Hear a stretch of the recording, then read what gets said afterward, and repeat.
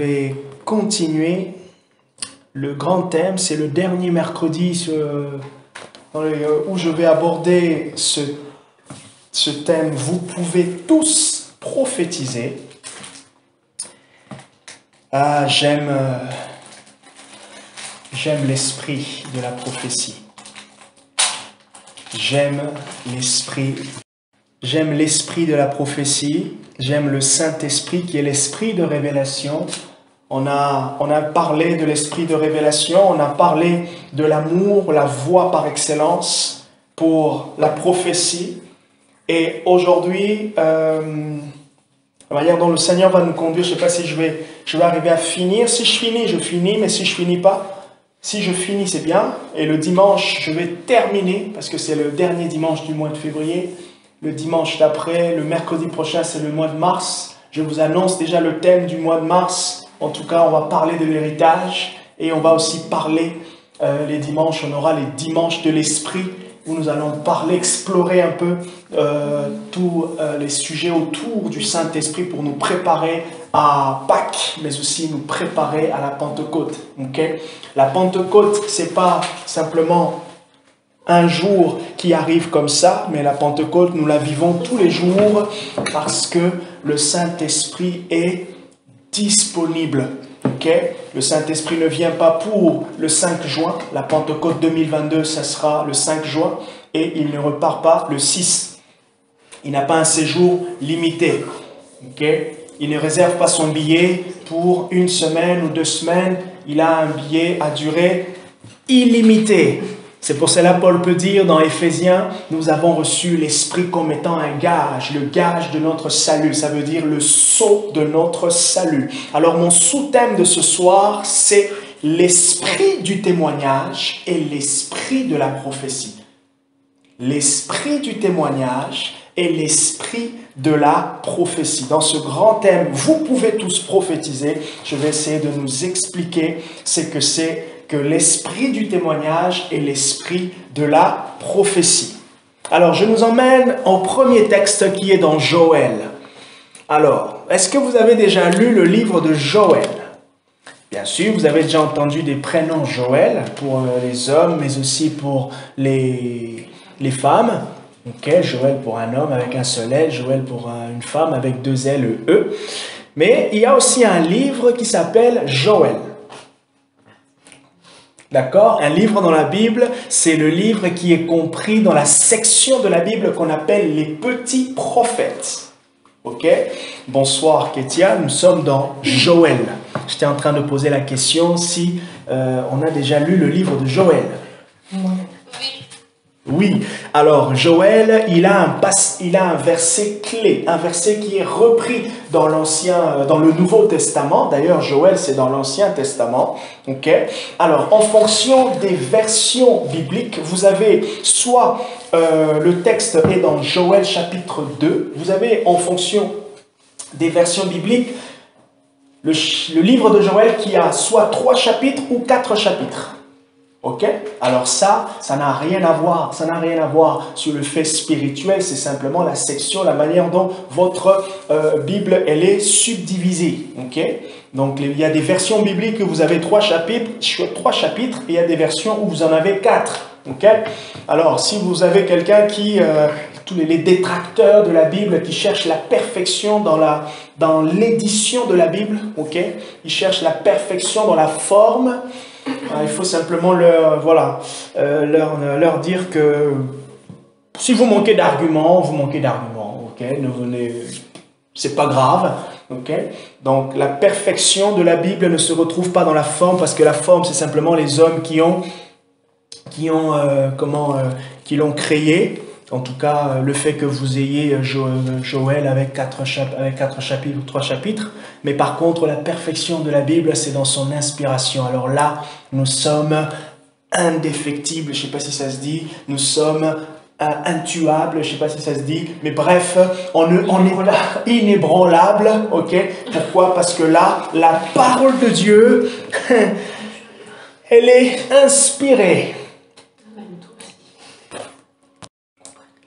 La parole de Dieu est inspirée. Alors, du coup, si dans votre version, vous avez Joël avec 3 chapitres, vous retrouverez le texte que je dis à partir du verset 28, si je ne me trompe pas. Ok?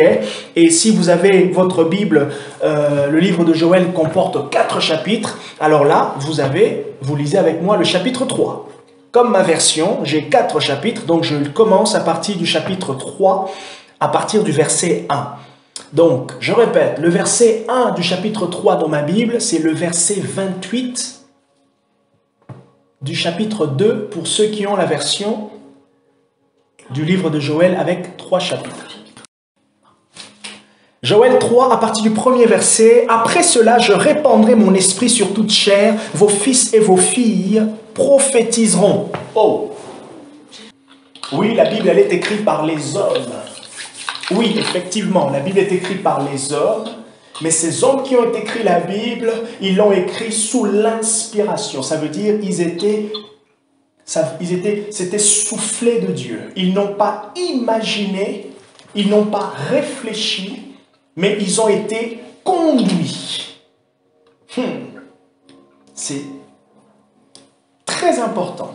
Parce que lorsque l'Esprit vous conduit, il va aussi conduire vos réflexions. D'accord? Lorsque l'Esprit nous conduit, il conduit aussi nos réflexions. Dans la direction du Saint-Esprit, nous ne devons pas toujours penser à ce que cette direction s'exprime toujours de manière surnaturelle. Non. La direction de l'Esprit, c'est une parenthèse que j'ouvre, mais je pense que cette brèche, elle est importante, ne s'exprime pas toujours de manière surnaturelle. Qu'est-ce que j'entends par cela? Vous priez que Dieu vous conduise et là, subitement, vous entrez en vision. C'est vrai, ça peut arriver, c'est Dieu qui le fait quand il veut, comme il veut, ok? Mais aussi, la direction du Saint-Esprit ne peut ou ne pas s'exprimer de cette manière. Elle peut simplement venir. Ok?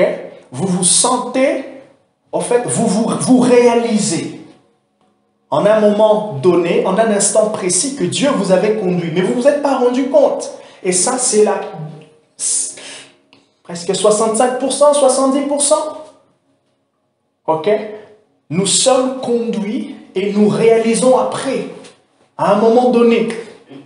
Et, effectivement, comment je suis arrivé ici? Comment j'ai rencontré cette personne? Oh, je bénis Dieu parce que j'ai rencontré cette personne. Parce que si ce n'était pas arrivé, j'allais, et vous, après, comme un résumé, une expérience, vous faites un retour d'expérience.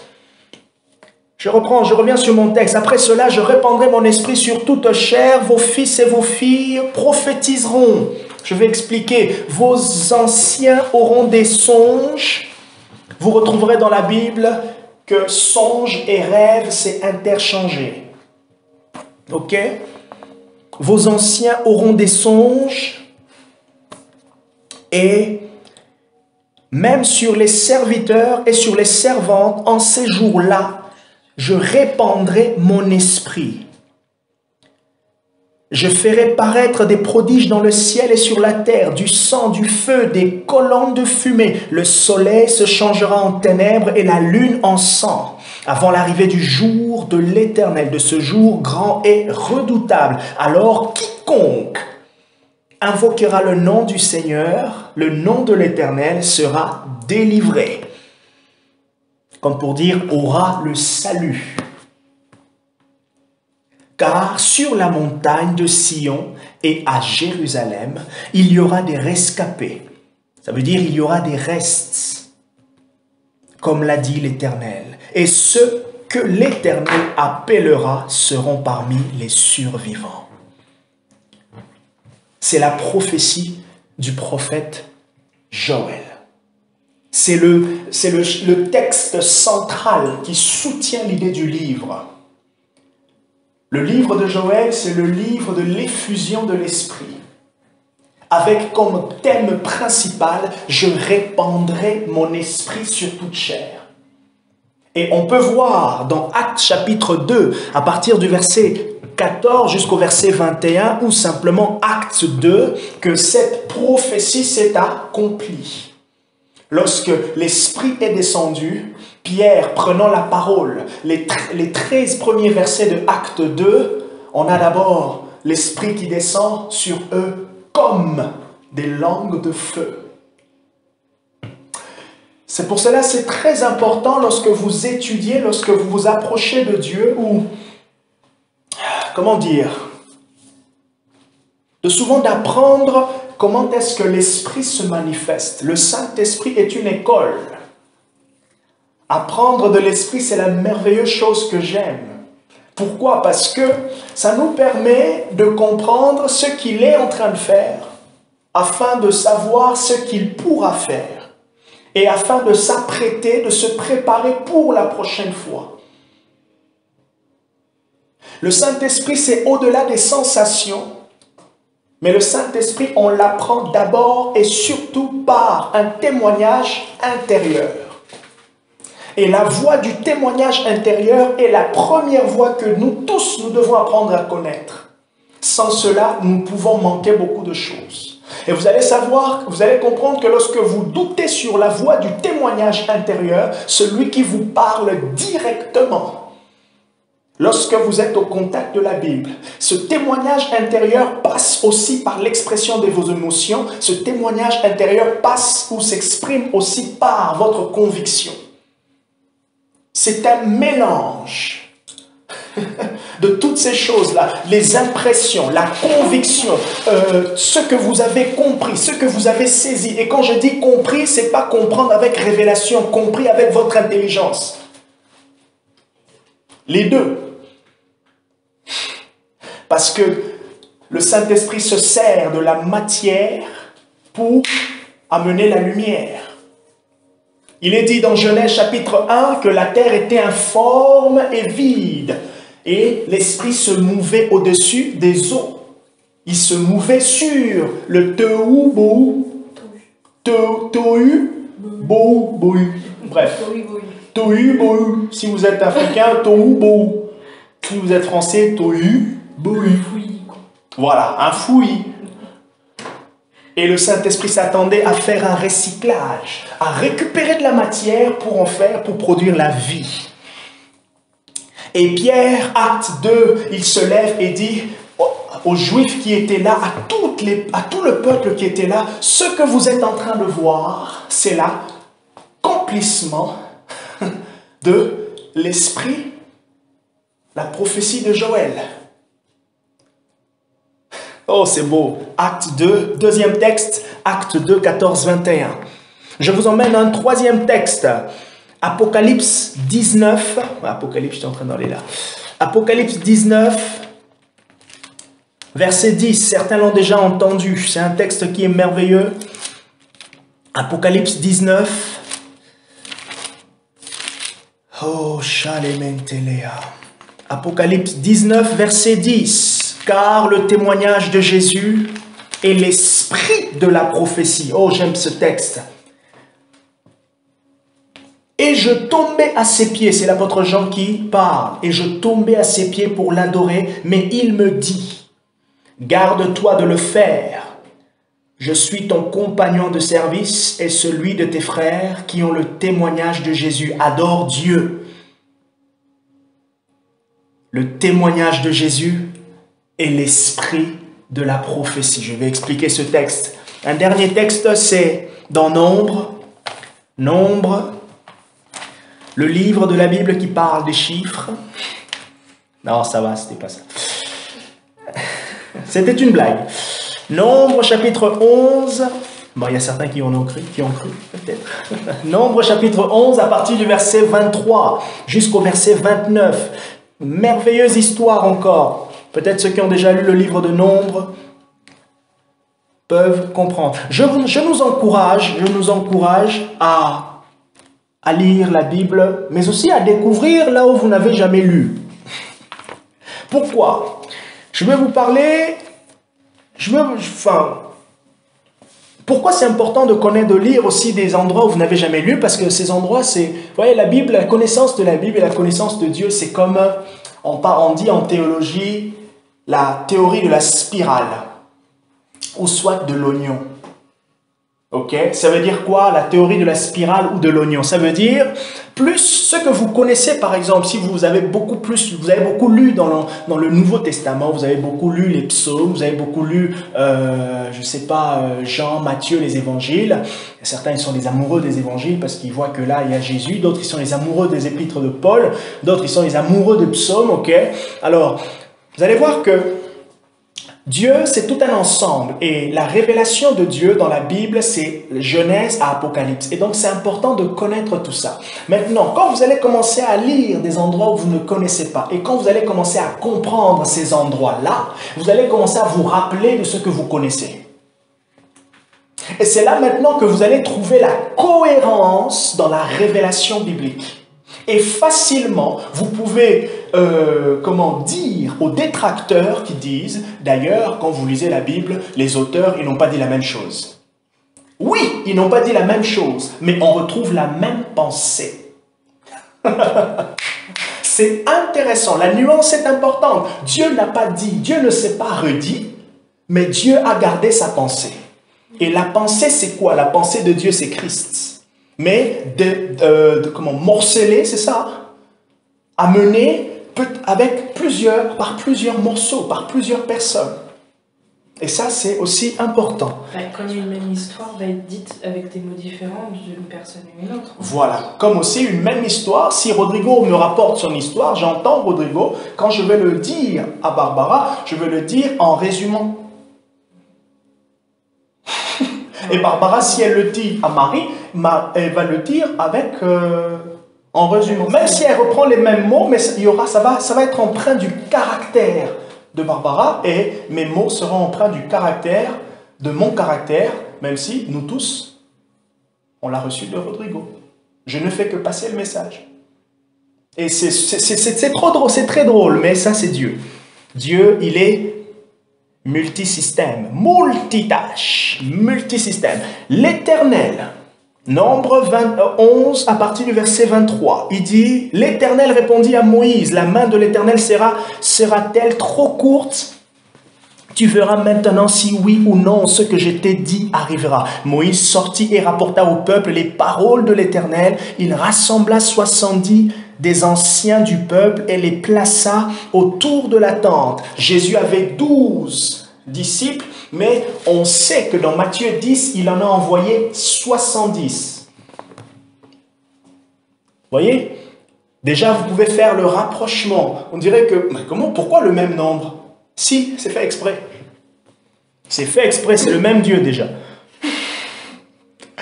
Verset 24, plutôt verset 25. L'Éternel descendit dans la nuée et lui parla. Il prit de l'esprit qui était sur lui. Oh, soulignez ce texte. L'Éternel prit de l'esprit qui était sur Moïse, comme s'il a prélevé. Oh, c'est beau ça. Il prit de l'esprit qui était sur Moïse et le plaça, il le mit sur les 70 anciens. Et dès que l'esprit reposa sur eux, ils se mirent à prophétiser, mais ils ne continuèrent pas. C'est intéressant de remarquer dans ce verset qu'il est dit, il prit de l'esprit avec un petit E. Ok?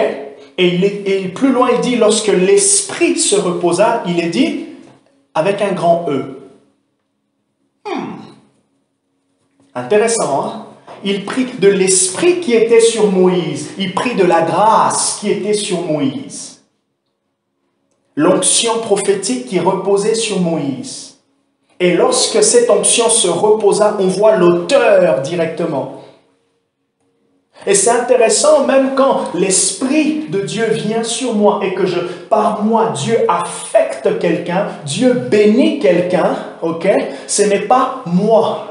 Ce que j'ai, ça vient de Dieu. Dieu prend de ce qu'il a mis en moi, ce qu'il a investi en moi, ce qu'il avait investi en Moïse et il l'a déposé.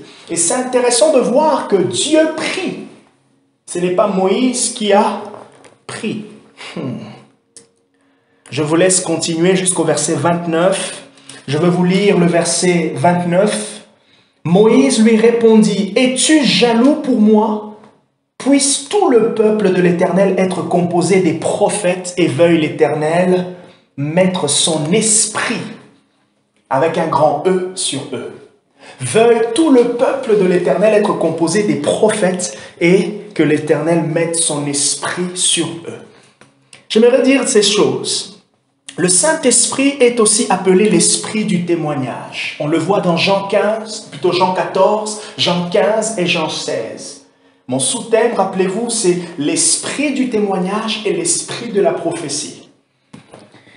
Le Saint-Esprit est aussi appelé l'esprit du témoignage. Dans Jean 14, Jean 15, Jean 26. Pourquoi? Parce que c'est lui qui va rendre capable les disciples pour témoigner de Jésus. D'accord? Mais avant qu'ils puissent les emmener à dire à une tierce personne, ils témoignent d'abord dans leur intérieur. Romains chapitre 8, verset 16, Paul dit « L'Esprit rend témoignage à votre esprit que vous êtes enfants de Dieu. » Cette action puissante du Saint-Esprit s'appelle l'adoption. Le Saint-Esprit confirme que nous sommes enfants de Dieu. Une réponse simple à dire à quelqu'un, comment tu sais que tu es sauvé, comment tu sais que tu vas aller au paradis, comment tu sais que tu es enfant de Dieu, parce que le Saint-Esprit me le dit. Je l'ai dit à Marie-Josée tout à l'heure. Comment je sais que je suis enfant de Dieu? Parce qu'on me l'a dit. Qui te l'a dit? Le Saint-Esprit. Comment il a fait? Il me l'a dit lui-même. Il me l'a parlé. Et là, vous dites à une personne, t'es fou, toi. Oui, Dieu a dit que ça, il rendra les sages fous. Et les moins sages, intelligents. Oh, Kabarabaché. L'esprit du témoignage. Deuxième chose, c'est aussi l'esprit de la prophétie. Le Saint-Esprit est l'esprit du témoignage, mais maintenant l'esprit du témoignage, c'est aussi l'esprit de la prophétie. C'est pour cela Apocalypse dit le témoignage de Jésus, c'est l'esprit de la prophétie. Lorsque l'Église se réunit, qu'est-ce que nous sommes en train de faire? Nous sommes en train de rendre témoignage. Et ça, c'est très, très, très puissant. C'est un marqueur spirituel. Si le diable veut veut attaquer, investir un lieu spirituellement, qu'est-ce qu'il va faire? Il va commencer par amener des pratiques, il va insister sur des pratiques, sur une période donnée, dans un lieu donné. Et le fait de faire ça, c'est une symbolique spirituelle qui attire, qui investit. Au fait, ça veut dire qu'il est en train de consacrer cet instant-là. Il est en train de réunir les forces à ce moment-là. Alors, je vous pose la question, à combien plus forte raison, lorsque à n'importe quel moment de la journée vous priez, qu'est-ce que vous êtes en train de renvoyer spirituellement? N'est-il pas écrit dans la Bible, et ça je crois c'est dans l'Apocalypse, que les prières des saints étaient montées vers le ciel? Ne savez-vous pas que dans l'Ancien Testament, l'encens symbolise les prières, l'adoration? Pour cela, lorsqu'on se réunit comme ça, nous sommes 2, nous sommes 3, nous sommes 4, vous avez des fois, on se dit, oh, je ne sens pas trop Dieu, ou vous avez l'impression que vous vous habituez. Le seul moyen pour ne pas nous rendre compte, c'est d'arrêter. D'arrêter ce qu'on fait, arrêter de participer. On arrête le réunion pendant 1 mois. Vous allez voir. Oui, on va le sentir. Même si on ne sent pas notre impact, quand je dis on ne sent pas ou on ne voit pas notre impact spirituel, c'est parce qu'on veut voir la foule. Non, spirituellement, on est en train de présenter quelque chose. Un agent de sécurité, même quand il dort, c'est vrai que c'est pas bien qu'il dort, mais il est là. Bien sûr, on veut qu'il soit là, mais qu'il ait les yeux ouverts. De même, nous aussi. Nous devons être là parce que notre présence renvoie toujours un signal sur le plan spirituel. Nous rendons témoignage à Dieu. Nous nous réunissons pour adorer. Exode chapitre 3, Dieu dit à Moïse que le peuple que tu vas faire sortir, c'est pour aller m'adorer dans le désert. Et c'est là, dans le désert, en adorant Dieu, qu'il formait l'Église. Ça veut dire un parlement. Dans son étymologie grecque, voilà, le mot Église signifie ecclésia, qui signifie assemblée. Si vous montez à Paris, je ne sais pas si c'est à côté du Louvre, je ne sais pas, mais là, le Parlement, c'est un bâtiment visible. Donc nous aussi, quand nous nous réunissons comme ça, nous sommes spirituellement visibles. Par qui? Par Christ. Spirituellement visibles, et donc nous sommes en train de glorifier. La lumière jaillit de ces lieux. Et spirituellement, nous sommes en train de bloquer, qu'on le sache ou qu'on ne le sache pas, l'intensité de l'activité démoniaque dans la zone dans laquelle nous sommes. Souverainement, le diable ne peut pas faire certaines choses parce que nous sommes là. Bon, je vous l'apprends. C'est pas grave, je vous l'apprends. Faites comme si vous avez suivi BFM. Pareil aussi, lorsque vous priez. Oh, j'habite à tel endroit, je suis à tel appartement, je suis au premier étage, je suis au deuxième étage, je suis dans tel quartier. Oh, tu es le Parlement. Un positionnement stratégique. Oh, je pense que j'ai réveillé nos yeux là. J'ai fortifié certains. Donc, maintenant quand tu pries, quand nous allons prier, prions comme des personnes qui savent avec qui ils traitent. Rappelez-vous, il est dit, nous sommes assis dans les lieux célestes avec Christ. Il est dit que nous allons juger. Donc nous prions non pas avec la perspective des choses visibles, nous prions avec la perspective de l'éternité, mais aussi de choses invisibles. Oh, Abachante. Ah, est-ce que ça va ceux qui sont en ligne?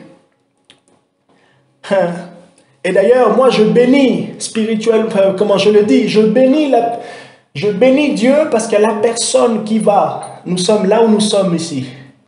Nous sommes dans un appartement. Les personnes qui viendront après, ils vont être bénis. Tous les temps qu'on a prié ici pendant 5 ans, j'ai prié en langue ici. J'ai jeûné. Dans ma chambre, j'ai prié. Ah! Franchement. Il y aura 2 choses. Ces personnes seront bénies et s'ils sont possédés, ils seront délivrés. Et s'il y a des chrétiens, oh, ces personnes, ils vont expérimenter quelque chose. Ils vont être, moi, non, je prends cet appartement, je me sens bien. Oh, comment elle sait qu'elle se sent bien? Oui, il y a une atmosphère. C'est pour cela que vous arrivez des fois dans des endroits, vous sentez, c'est bizarre. On dirait que c'est lourd. Parce qu'on a fait des pratiques là. Ce lieu-là, spirituellement, on a insisté. Je ne sais pas si je vous avais dit, hein? C'est investi. Sa voix là, c'est investi. Je ne sais pas si je vous avais dit. Le lieu n'a rien à voir. Le lieu est simplement neutre. Mais c'est l'intention de ceux qui investissent le lieu qui produit le résultat, qui œuvrent spirituellement. Poitiers est Poitiers. Mais c'est l'intention de ceux qui prient pour Poitiers, qui ouvrent le ciel pour que Poitiers expérimente la gloire de Dieu. La foi vient de ce qu'on entend et ce qu'on entend vient de la parole de Dieu. Mais qu'est-ce que moi j'entends? Moi j'entends le chuchotement de Christ. Comment j'entends le chuchotement de Christ? Parce que je suis assis dans les lieux célestes avec lui. À ses côtés, j'entends ses jugements. Voilà pourquoi je libère.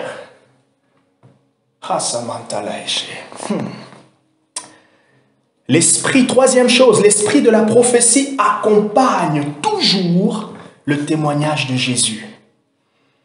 Quatrième chose, le témoignage de Dieu dans son évangile ou sa parole, c'est constitué de ces 2 éléments, l'esprit du témoignage et l'esprit de la prophétie.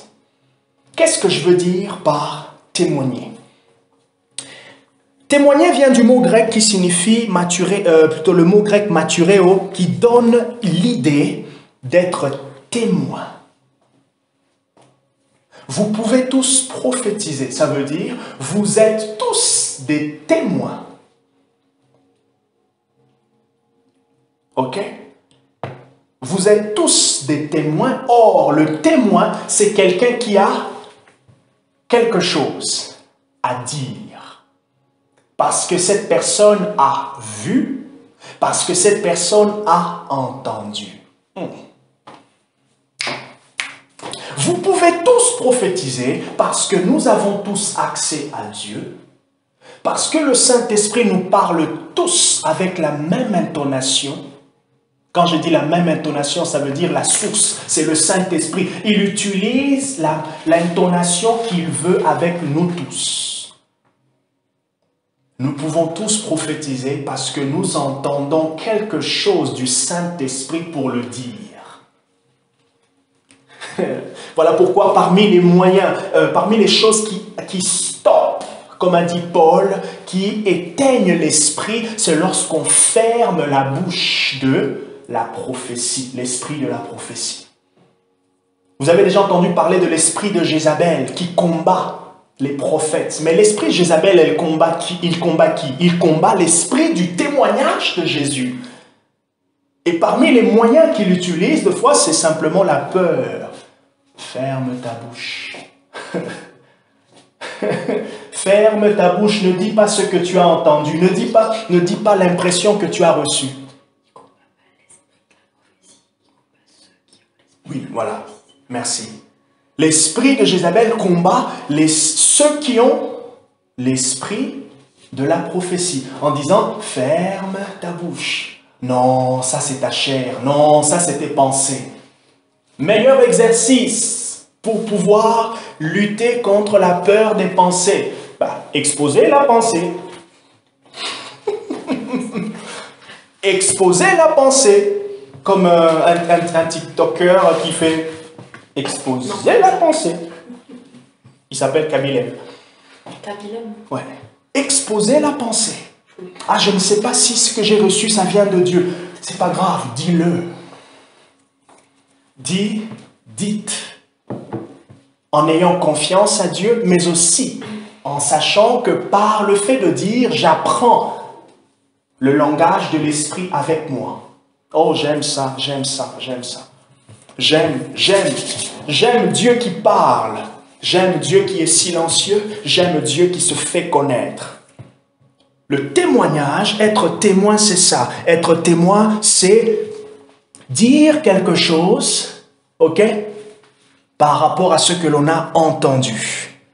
Alors vous allez me dire, du coup, ça veut dire quoi prophétiser? Prophétiser, c'est simple, c'est transmettre une parole par inspiration ou révélation divine. Quand je prophétise, voilà ce que vous voulez.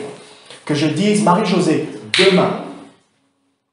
demain tu auras ça à telle heure, de telle couleur. Ok? Tout le monde veut ça. C'est bien. Mais regardez 1 Corinthiens 14, verset 3. Celui qui prophétise, la prophétie, le don de prophétie fait quoi? Le don de prophétie dans le Nouveau Testament, ça fait quoi? Ça exhorte, ça encourage et ça console. Exhorter, encourager et consoler. D'accord? Bien sûr, oui, on peut prédire l'avenir comme on l'entend. Dire quelque chose et ça arrive. Ok? Et c'est important de comprendre que nous avons tous une source. Nous sommes tous connectés à la même source qui est Dieu. À la même source qui est Dieu, le Saint-Esprit. Et il nous rend capables de témoigner. Il nous rend capables de prophétiser. Pourquoi? Parce que nous entendons de lui et nous le disons. Oh, vous êtes en train de lire un verset de la Bible et ce verset il vous a tellement parlé que vous voulez le partager à quelqu'un. Oui, vous pouvez prophétiser simplement avec ce passage biblique. Ah, ce texte m'a tellement béni. Le texte, par exemple, il dit, ne vous inquiétez de rien, ne vous inquiétez de rien, mais en toute chose, faites connaître vos besoins à Dieu par des soupirs et des supplications. Oh, manana shatamama, je prophétise que nous n'allons pas nous inquiéter, que nous n'allons pas nous inquiéter. Nous allons faire connaître nos besoins. Vous vous connectez simplement à la grâce et avec foi, vous êtes en train de dire, Seigneur, tous les besoins ce soir, peut-être je suis en train de prophétiser là, tous les besoins ce soir, les besoins matériels, les besoins spirituels, Seigneur, merci, parce que tu es en train de les combler. Shikapala Santa là-bas. Et Mikapala Yashokomanese. Ne vous inquiétez de rien, mais en toute chose, faites connaître vos besoins. Quand je commence à m'inquiéter, je me pose la question, est-ce que j'ai fait connaître mes besoins? Alors si je check, je vois que j'ai fait connaître mon besoin. Qu'est-ce que Dieu dit maintenant après que j'ai fait connaître mes besoins?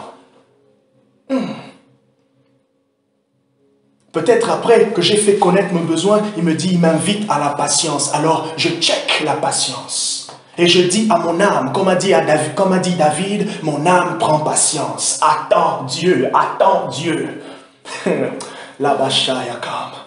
Quand vous êtes dans une salle d'attente, quel que soit le temps que vous allez attendre, quel que soit le temps qu'il vous faut pour attendre le docteur, vous allez attendre. Pourquoi? Parce que vous savez que le docteur, il est là. Même quand il prend le temps, il est là. Oh, de la même manière, si vous savez que Dieu est votre Dieu, attendez. Attendez, attendez. Pendant qu'on attend, j'aime l'attente parce que l'attente produit quelque chose en nous. L'attente tue l'impatience qui est liée à notre nature. Chez certains, c'est un trait de caractère c'est quelque chose qui s'exprime un peu fort, d'autres c'est moins, mais on est tous impatients d'une certaine manière. Et encore aujourd'hui, avec le développement de la société, j'aimerais commander les chaussures, je n'ai pas besoin d'aller en magasin. Je tape Zalando sur Internet, j'ai l'application dans mon portable. 2, 3 clics, 5, papes. J'ai ma chaussure. En plus, aujourd'hui, Amazon, il vous livre J+1. Demain, ma chaussure, elle est là. Et vous allez remarquer, nos impatiences, c'est lié au système dans lequel on s'est habitué. Et on veut amener Dieu dans nos systèmes. On va amener Dieu. Oh, c'est pour cela Dieu, il se lève. Il passe à côté.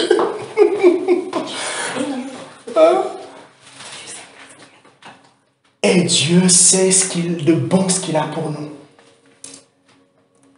Oh, même quand on s'encourage tous dans la croissance spirituelle, on peut être impatient, peut-être moi le premier, impatient d'expérimenter de choses. Mais Dieu, il va à son rythme. J'aime toujours dire, je l'ai dit, je ne sais pas, peut-être à Rodrigo, nous allons avancer selon le rythme du Saint-Esprit.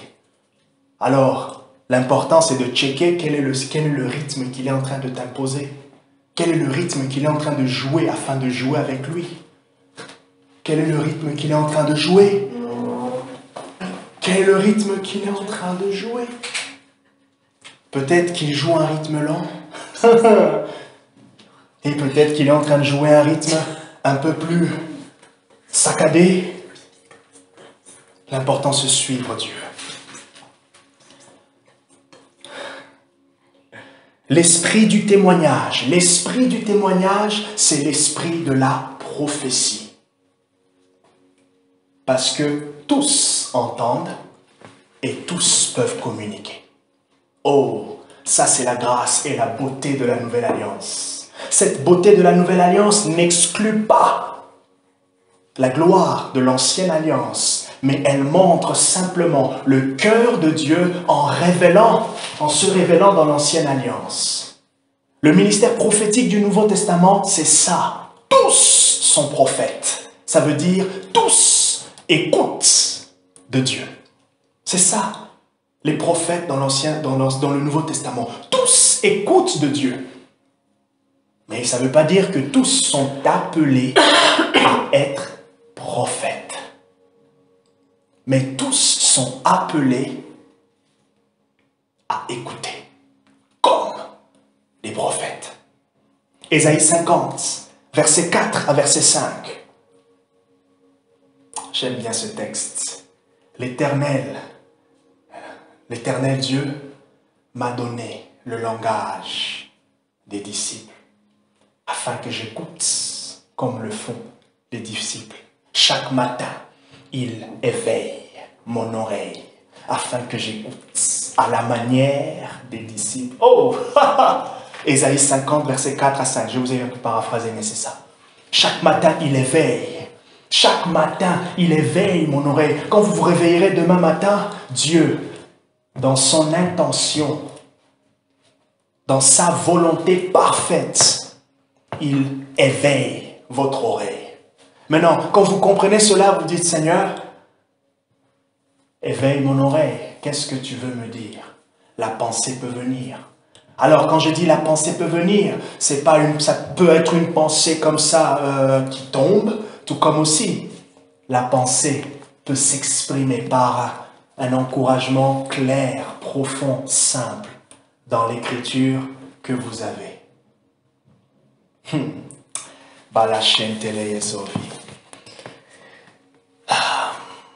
Est-ce que ça va? J'aimerais m'arrêter là pour qu'on puisse prier. Je termine ce message. Je termine ce message dimanche. J'aime le Saint-Esprit parce que le Saint-Esprit ne nous cache pas sa volonté. Il veut faire connaître sa volonté. Il veut faire connaître Christ. Il veut que nous puissions apprécier vraiment, dans toute sa splendeur, tout ce que Jésus nous a donné.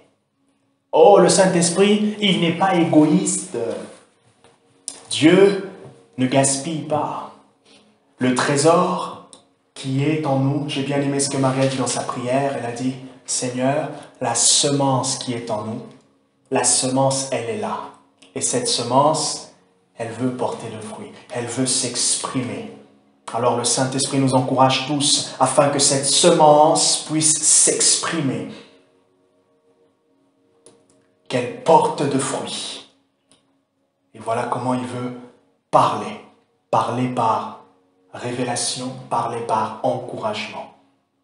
J'aimerais prier, Tatiana, tu vas nous conduire un tout petit peu dans le chant, quelques minutes avec un petit refrain de ce chant que tu as mis sur le message. J'aimerais prier en remerciant Dieu qui veut que nous puissions prophétiser, qui veut que nous puissions, que notre oreille spirituelle, que nos yeux puissent le voir. Ceux qui ont des nuits compliquées en ce moment, ceux qui n'arrivent pas qui ont peut-être constaté que la fréquence des rêves dans la nuit, a vraiment diminué. Je vais prier pour vous, Ketia.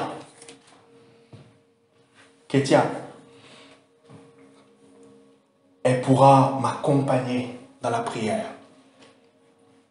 Kabbalah. Ça va, Ketia? Ça va pour toi?